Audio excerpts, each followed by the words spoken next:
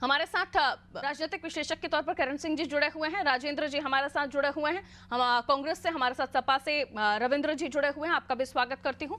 SN Singh साहब हमारे साथ जुड़े हुए हैं बीजेपी से, आपका भी स्वागत सर। सबसे पहले करण जी आप ही से मैं शुरुआत करना चाहूंगी, और मसला क्योंकि इसलिए भी अब आगे बढ़ता हुआ चला जा रहा है, संभल की गलियां भले ही शांत हो गई हों, लेकिन सियासत के गलियारों में बड़ा शोर है, और शोर इस कदर की बात संसद तक पहुंच गई है। अखिलेश जी ने भी मुद्दा उठाया, रामगोपाल जी ने भी मुद्दा उठाया, और कई तरह के आरोप लगाए जो मैं अपनी रिपोर्ट में भी बता चुकी हूं। आप क्या कहना चाहेंगे, जो आरोप हैं, क्या वाकई इन तमाम चीजों से इसकी डिटेल तक जाना, कि तह तक जाना, कि कहां से ये शुरुआत हुई, किसने दंगा भड़काया, क्या कहेंगे आप? और आरोप प्रत्यारोपों की जो राजनीति है उसको लेकर क्या कहना चाहेंगे? देखिए, निश्चित तौर पे अगर किसी भी मंदिर की या मस्जिद की न्यायिक जांच चल रही है तो जांच होनी चाहिए, और उसमें अगर किसी ने बाधा डाली है और इस कदर बाधा डाली है कि एक बड़ा दंगा हो सकता था देश के अंदर, प्रदेश के अंदर, तो ऐसी स्थिति में यदि उनपे एनएसए लगता है, रासुका लगती है, तो ये स्वागत योग्य ये होना चाहिए।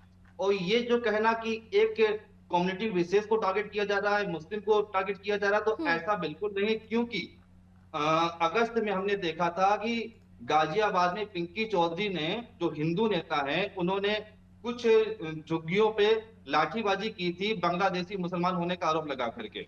बांग्लादेश में जो हिंसा हो रही थी उसके आरोप, उसके एवज में, तो उन पर भी रासुका लगी थी और वो भी जेल में है इस समय। तो ये कहना बिल्कुल गलत है कि एक संप्रदाय विशेष को टारगेट किया जा रहा है।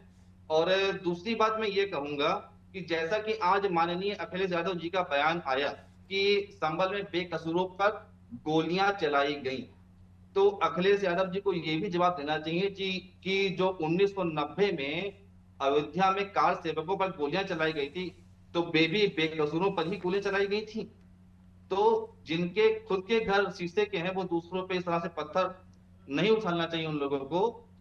और साथ में एक भाजपा को भी अपना स्टैंड क्लियर करना चाहिए। थोड़ा सा वहां पर भी कंफ्यूजन है कि जो प्लेसेस ऑफ वर्शिप एक्ट 1991 है, जिसके तहत किसी भी मंदिर या मस्जिद में जी। इस तरह का न्यायिक सर्वे नहीं हो सकता है कि पहले पूर्व में वो 70 साल पहले, 80 साल पहले वो मंदिर था या मस्जिद था, इस तरह का न्यायिक सर्वे नहीं हो सकता है, न्यायिक जांच नहीं हो सकती, न्यायिक कार्रवाई नहीं हो सकती।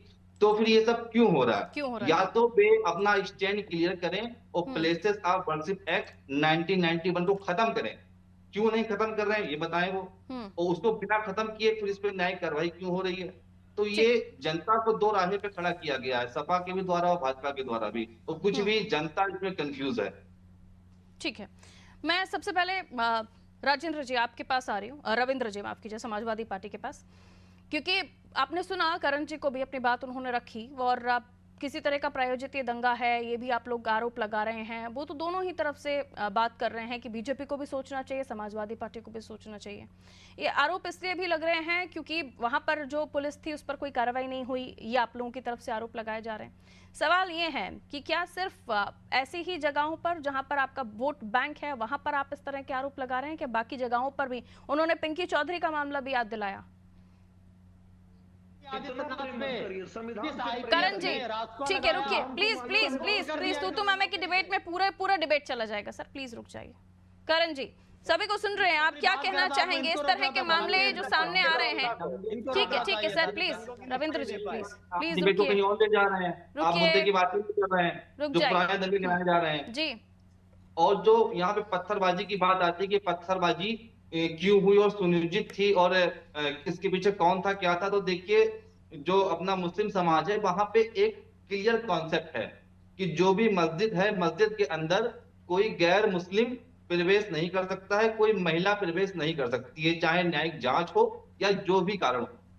तो इसलिए दंगे वहां पे हुए क्योंकि वहां पे गैर मुस्लिम मस्जिद के अंदर प्रवेश किया, उन्होंने न्यायिक जांच करने का प्रयास किया। जो मेन कारण है, जो मुख्य कारण है, वो यही है। और दूसरी बात यह है कि जो देश में जिस प्रकार से कट्टरता बढ़ रही है, तो इस कट्टरता पे काम होना चाहिए। जो हमारी शिक्षा है, शिक्षा में सुधार होना चाहिए, क्योंकि अगर इसी प्रकार से अगर कट्टरता बढ़ती रही, इसी प्रकार से मजहबी उन्माद बढ़ता रहा, तो हमारा देश किधर जाएगा, किस ओर जाएगा? तो जो हमारी मानवतावादी शिक्षा है, जो उचित शिक्षा है, वो लोगों के अंदर प्रसारित होनी चाहिए, धर्म का प्रचार भी होना चाहिए। और दूसरी बात मैं ये भी कहूंगा कि यदि एक संप्रदाय विशेष को अपने मजहब का प्रचार प्रसार करने की आवश्यकता है अपने मदरसों के माध्यम से, तो हिंदुओं को गुरुकुल चलाने की यहाँ पे मान्यता क्यों नहीं मिलती है? उनके लिए धारा 28 है, ठीक है। और हिंदुओं की धारा 28 है, और मुसलमानों के लिए धारा 30 है, जिसके तहत वो अपने मदरसे चला सकते हैं। तो इस पे